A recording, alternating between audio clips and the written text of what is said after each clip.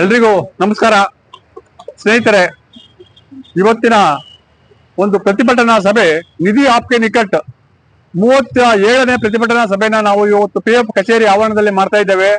ಈ ಪ್ರತಿಭಟನಾ ಕಾರ್ಯಕ್ರಮಕ್ಕೆ ವಿಶೇಷ ಆಹ್ವಾನಿತರಾಗಿ ಬಂದಿರತಕ್ಕಂತ ಶ್ರೀಮತಿ ಪಿ ಉಮಾ ಅವರು, BMTC ನಿರ್ವಾಹಕಿ ಅವರು, ಅವರಿಗೆ ನಾನು ಸ್ವಾಗತ ಬಯಸ್ತಾ ಈ ಸಭೆನ ಪ್ರಾರಂಭ ಮಾಡ್ತಾ ಇದ್ದೀನಿ. ಸ್ನೇಹಿತರೆ, ನಮ್ಮ ಸಂಘದ ಕಾರ್ಯಾಧ್ಯಕ್ಷರಾದ ಶ್ರೀ ಶಂಕರ್ ಕುಮಾರ್ ಅವರೇ, ನಾಗರಾಜರವರೇ, ರುಕ್ಮೇಶ್ ರವರೇ, ಮನೋಹರ್ ಅವರೇ, ಹಾಗೂ ಚಿಕ್ಕಬಳ್ಳಾಪುರ KSRTC ಟ್ರಸ್ಟ್ ನ ಅಧ್ಯಕ್ಷರಾದ ಶ್ರೀ ಬ್ರಹ್ಮಚಾರಿ ಅವರೇ, ಶ್ರೀ ನಾರಾಯಣ್ ರವರೇ, ಹಾಗೂ ವಿವಿಧ ಸಂಘಟನೆಗಳಿಂದ ಆಗಮಿಸಿರ್ತಕ್ಕಂಥ ಎಲ್ಲ ನಮ್ಮ EPS ಪಿಂಚಣಿದಾರರೇ, ಚಿಕ್ಕಬಳ್ಳಾಪುರ KSRTC ಟ್ರಸ್ಟ್ ನಿಂದ ಆಗಮಿಸಿರ್ತಕ್ಕಂಥ ಎಲ್ಲ ನಿವೃತ್ತ ನೌಕರರೇ, ವಿವಿಧ ಸಂಘಟನೆಯ ಮುಖಂಡರೇ, ಇವತ್ತು ಏನು ಈ ಒಂದು ಪ್ರತಿಭಟನಾ ಸಭೆ ಏನಿದೆ ಇವತ್ತು ಅತ್ಯಂತ ಮಹತ್ವದ್ದಾಗಿದೆ. ಯಾಕೆ ಅಂತ ಅಂದ್ರೆ, ಮೊನ್ನೆ 24ನೇ ತಾರೀಕು ಶೋಭಾ ಕರಂದ್ಲಾಜೆ ಅವರ ಆಫೀಸ್ ಮುಂದ್ಗಡೆ ನಾವು ಪ್ರತಿಭಟನೆ ಮಾಡಿ ಬಂದಿದ್ದೇವೆ.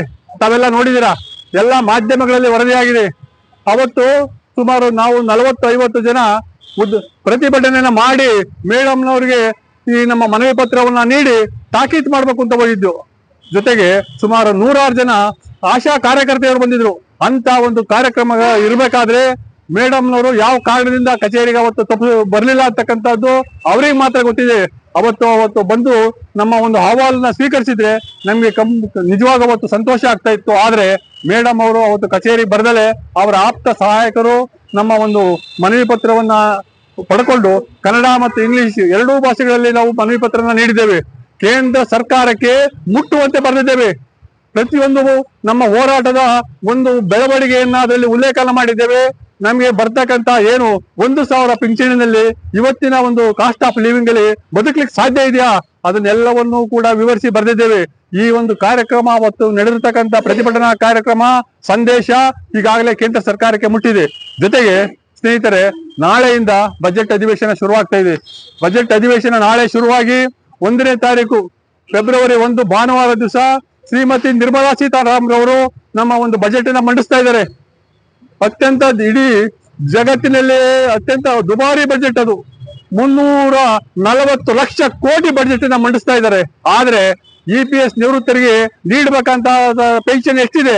ಕೇವಲ 98,000 ಅಮೌಂಟ್ ನ ಬಜೆಟ್ ಅಲ್ಲಿ ಮೀಸಲಿಟ್ಟಿದ್ರೆ ನಮ್ಮ ಎಲ್ಲ 78 ಲಕ್ಷ ಜನ ನಿವೃತ್ತರಿಗೆ 7,500 ರೂಪಾಯಿ ಮತ್ತೆ DA ಕೊಡ್ಲಿಕ್ಕೆ ಯಾವುದೇ ಹೊರೆಯಾಗಲ್ಲ. 340 ಲಕ್ಷ ಕೋಟಿ ಬಜೆಟ್ ಅನ್ನ ಮಂಡಿಸ್ತಕ್ಕಂತ ಕೇಂದ್ರ ಸರ್ಕಾರ ಕೇವಲ EPS ನಿವೃತ್ತರನ್ನು ಮಾತ್ರ ನಿರ್ಲಕ್ಷ್ಯ ಮಾಡಿ ಅವರಿಗೆ ಅವರ ಸವಲತ್ತುಗಳು, ಅವರ ಬೆಳವಣಿಗೆ, ಅವ್ರಿಗೆ ಬೇಕಾದನ್ನೆಲ್ಲ ಮಾಡ್ಕೊಂಡು ಹೋಗ್ತಾ ಇದ್ದಾರೆ. ನೋಡಿದ್ರೆ ಇದು ತಾರತಮ್ಯ ಮಾಡ್ತಾ ಇದ್ದಾರೆ.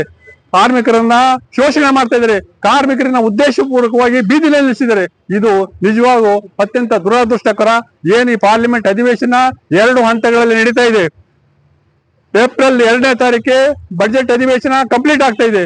ಅಷ್ಟರೊಳಗೆ ನಮ್ಮ ಬೇಡಿಕೆಗಳನ್ನ ಅವ್ರು ಏನಾದ್ರು ಈಡೇರಿಸಲಿಲ್ಲ ಅಂತ ಅಂದ್ರೆ ಫ್ರೀಡಂ ಪಾರ್ಕ್ ನಲ್ಲಿ ನಾವು ಅಮರನಾಥ ಉಪವಾಸಕ್ಕೆ ಹೋಗ್ತೀವಿ ಅಂತಕ್ಕಂಥ ಮಾತನ್ನ ನಾನು ತುಂಬಿ ಸಭೆಯಲ್ಲಿ ಹೇಳ್ತಾ ಇದ್ದೀನಿ.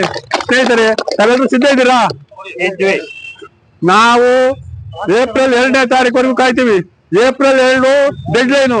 ಅಷ್ಟರೊಳಗೆ ನಮ್ಮ ಬಜೆಟ್ ನ ಅವರು ಬಜೆಟ್ ನಲ್ಲಿ ನಮ್ಮ ಬೇಡಿಕೆಗಳನ್ನ ಈಡೇರಿಸಬೇಕು. ಇದೇ 30ನೇ ತಾರೀಕು, ಮಾರ್ಚ್ 30ನೇ ತಾರೀಕು CBT ಕಾರ್ಯಕಾರಿ ಸಮಿತಿ ಸಭೆ ಇದೆ. CBT ಕಾರ್ಯಕಾರಿ ಸಮಿತಿ ಸಭೆ ಕರೆದಿರ್ತಕ್ಕಂಥದ್ದು EPS ನಿವೃತ್ತರ ಪ್ರಮುಖ ಬೇಡಿಕೆ. ಯಾಕೆ ಅಂತ ಅಂದ್ರೆ EPS ಕಾಯ್ದೆ ಪ್ರಕಾರ ಪ್ರತಿ 10 ವರ್ಷಗಳಿಗೊಮ್ಮೆ ಒಂದು ಅಮೌಂಟ್ ಅನ್ನ ಜಾಸ್ತಿ ಮಾಡಬೇಕು ಬೆಲೆ ಏರಿಕೆಗೆ ಅನುಗುಣವಾಗಿ ಅಂತ ಹೇಳಿ ನಿಯಮ ಇದೆ ಕಾಯ್ದೆನಲ್ಲಿ. ಆದ್ರೆ 2014ರಲ್ಲಿ ಮಾಡಿರ್ತಕ್ಕಂತ ಒಂದು 1,000 ರೂಪಾಯಿ ಇದು 2026ವರೆಗೂ ನಾವು ಕಾಯ್ದಿದ್ದೀವಿ ಅಂದ್ರೆ ನಿಜವಾಗೂ ನಮ್ಮ ಒಂದು ಏನು ನಮ್ಮ ಆರೋಗ್ಯ, ನಮ್ಮ ವಯಸ್ಸು, ನಮ್ಮ ಒಂದು ಕಾರ್ಯವೈಖರಿ ಇದನ್ನೆಲ್ಲನೂ ಕೂಡ ಕೇಂದ್ರ ಸರ್ಕಾರ ಪರಿಗಣನೆ ಮಾಡಿ ಕೂಡಲೇ ನಮ್ಮ ಒಂದು CBT ಸಭೆ 30ನೇ ತಾರೀಕು ಏನಿದೆ 30ನೇ ತಾರೀಕು ಅವ್ರು ಈಡೇರಿಸಲೇಬೇಕು. ಒಂದು ವೇಳೆ ಅದನ್ನು ಕೂಡ ನಾವು ಸಬ್ಜೆಕ್ಟ್ ಮ್ಯಾಟರ್ ನಾವು ಉಲ್ಲೇಖ ಮಾಡಿದ್ದೇವೆ. ನಾವು ಇವತ್ತು ಕೊಡ್ತಕ್ಕಂತ ಮನವಿ ಪತ್ರದಲ್ಲಿ ನಾವು ನಡೆದು ಬಂದಿರತಕ್ಕಂಥ ದಾರಿ, ನಾವು ನಡೆಸಿರ್ತಕ್ಕಂಥ ಹೋರಾಟ, ನಮ್ಮ ಸೇವೆ, ನಮ್ಮ ಒಂದು ಇದು ಕಾರ್ಯ ಪ್ರಗತಿ ಇವೆಲ್ಲವನ್ನೂ ಕೂಡ ಸರ್ಕಾರ ಪರಿಗಣನೆ ಮಾಡಿ ನಮ್ಮ ಬೇಡಿಕೆಯನ್ನು ಈಡೇರಿಸಬೇಕು. ಆ ದೃಷ್ಟಿಯಿಂದ ಈ ಪಾರ್ಲಿಮೆಂಟ್ ಅಧಿವೇಶನ ಅತ್ಯಂತ ಮಹತ್ವದ್ದಾಗಿದೆ. ಈ ಅಧಿವೇಶನದಲ್ಲಿ ನಮ್ಮ ಬೇಡಿಕೆ ಈಡೇರಿಸಬೇಕು. ಅಧಿಕಾರಿಗಳು ಬರ್ತಾರೆ, ಅಧಿಕಾರಿಗಳನ್ನ ನಾನು ಇವತ್ತು ತರಾಟೆ ತಗೋತೀನಿ. ಯಾಕೆ ಅಂತ ಅಂದ್ರೆ 36 ಮನವಿಗಳಿಗೆ ಯಾವುದೇ ನಮಗೆ ಪ್ರತಿಫಲ ಇಲ್ಲ. 36 ಮನವಿ ಏನ್ ಮಾಡಿದ್ರು? 36 ಮನವಿ ಕೊಟ್ಟದ್ದು ಮೊನ್ನೇನು ಶೋಭಾ ಕರಂದಾಜೆ ಆಫೀಸ್ಗೆ ಹೋಗಿ ಮನವಿ ಕೊಟ್ಟು ಬಂದಿದೀವಿ, ಅದು ಕೂಡ ಲೆಕ್ಕ ಇದೆ. ಇವೆಲ್ಲವೂ ಕೂಡ ದಾಖಲೆ ಹೋಗುತ್ತೆ. ಇವತ್ತಿನ ಒಂದು ಕಾರ್ಯಪ್ರಗತಿ ಮತ್ತೆ RTI ಯುಗದಲ್ಲಿ ಎಲ್ಲ ಯಾವ್ಯಾವುದು ಅಂಶಗಳು ನಾವು ಏನ್ ಮಾಡ್ತೀವಿ ಎಲ್ಲವನ್ನು ಕೂಡ ಇದೆಲ್ಲ ಕೂಡ ಮಾಧ್ಯಮಗಳಿಂದ ವರದಿ ಆಗುತ್ತೆ, ಪತ್ರಿಕೆಗಳಲ್ಲಿ ಬರುತ್ತೆ. ಶ್ರೀ ನಟರಾಜ್ ಅವರು ನಮ್ಮ ಏನು ಕಳೆದ 5-6 ವರ್ಷಗಳಿಂದ ನಮ್ಮ ಎಲ್ಲಾ ಕಾರ್ಯಕ್ರಮಗಳನ್ನ ವಿಡಿಯೋ ಮಾಡಿ ಒಂದು ಫೇಸ್ಬುಕ್, ಟ್ವಿಟರ್, ವಾಟ್ಸಾಪ್ ಎಲ್ಲಾ ಸಂದೇಶಗಳನ್ನ ಕಳಿಸ್ತಾ ಇದ್ದಾರೆ. ಅವ್ರೇನ್ ಫೇಸ್ಬುಕ್ ಓದಲ್ವಾ, ಟ್ವಿಟರ್ ನೋಡಲ್ವಾ? ಎಂತೆಂತ ಸುದ್ದಿಗಳು ಬರ್ತವೆ. ಬಜೆಟ್ ಅಧಿವೇಶನದಿಂದ ಹಿಡಿದು ಎಲ್ಲಾ ಸುದ್ದಿಗಳು ಕೂಡ ಈ ಒಂದು ಯೂಟ್ಯೂಬ್ ನಲ್ಲಿ ಬರುತ್ತೆ.